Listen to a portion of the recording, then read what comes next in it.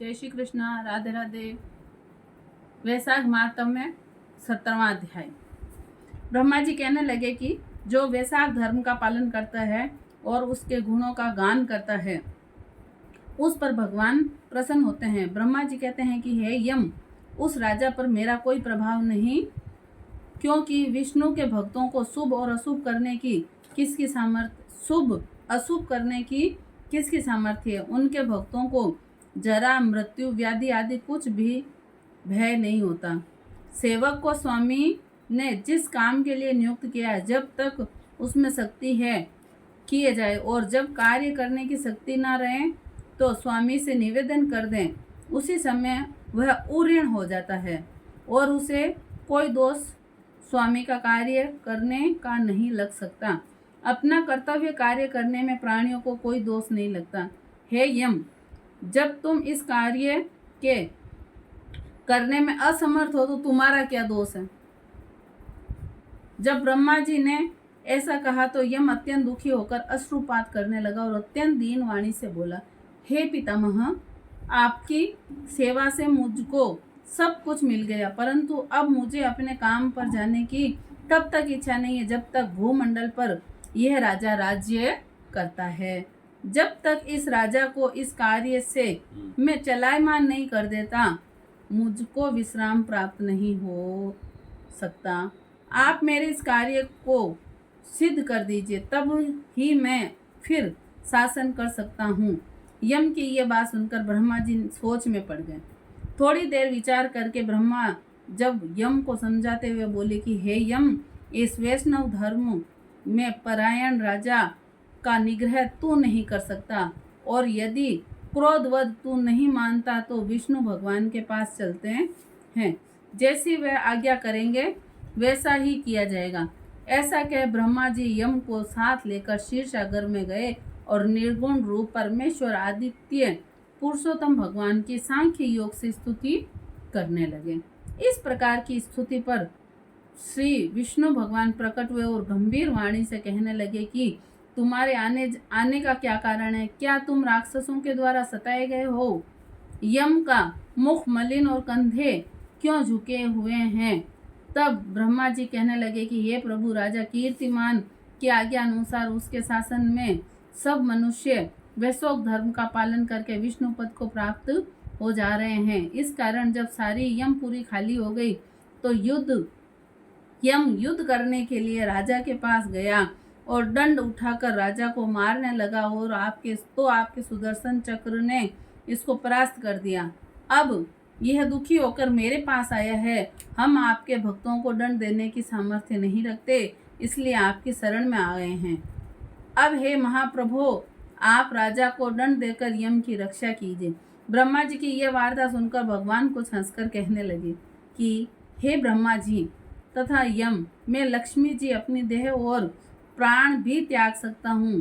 श्री वस्त कौस्तुभ मणि और वैजंती माला का भी त्याग कर सकता हूँ। श्वेत द्वीप, बेलकुट, क्षीरसागर, गरुड़ और शेष को भी छोड़ सकता हूँ, परंतु अपने भक्तों को नहीं छोड़ सकता।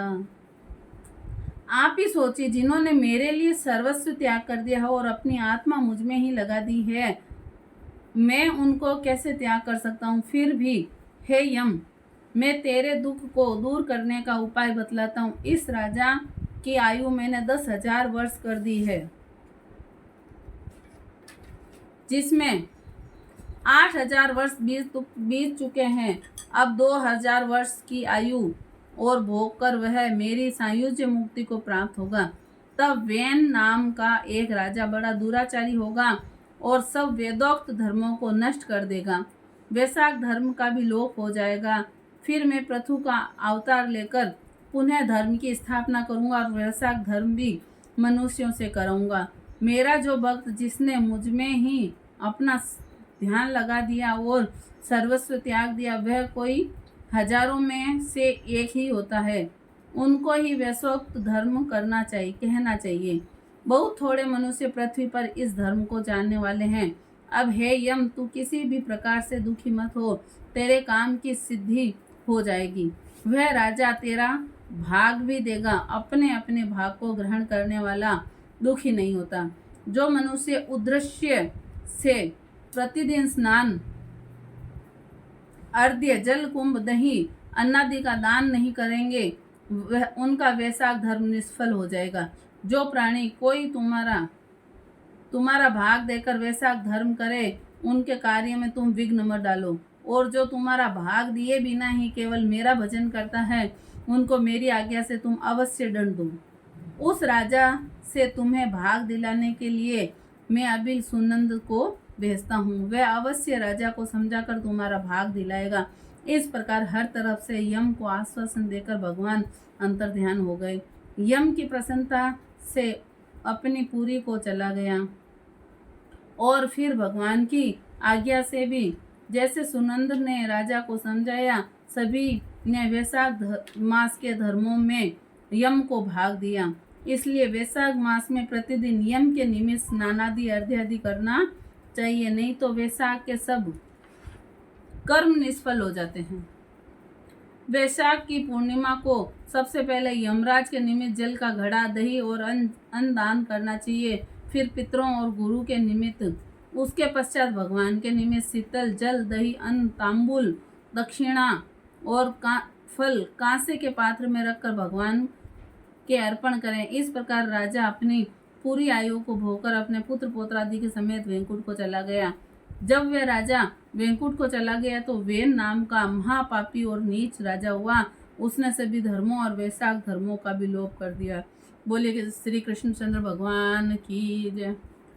श्रीमन नारायण नारायण नारायण, लक्ष्मी नारायण नारायण नारायण, राधे नारायण नारायण नारायण, गोविंद नारायण नारायण नारायण, श्री नारायण नारायण नारायण, माता नारायण नारायण नारायण, पिता नारायण नारायण नारायण, श्रीमन नारायण नारायण नारायण। जय श्री कृष्ण। राधे राधे।